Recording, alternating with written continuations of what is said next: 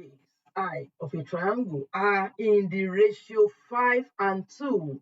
If the height is 6, find the area. This ratio is 5. Height ratio is what? 2. And the height, the size of the height itself is what? 6 centimeters. But we need this area, right? Yeah. So we can first use proportion to find this. Find the length by using proportion. Because we don't know base.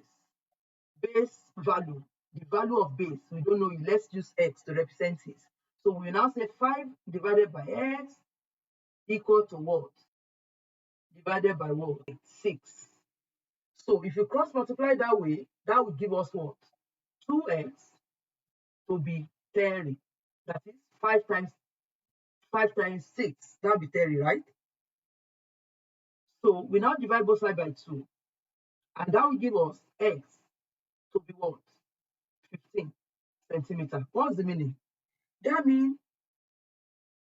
base that we don't know is now what? 15 centimeters. So now let's find the area. Area is what? Half area of triangle, half base times height. And that will be half times, what is base? 15. What is the height? 6. And then we can now divide both 2 by this. That will be 3. So this one will now be 15 multiplied by 3, and that's 45 centimeters squared.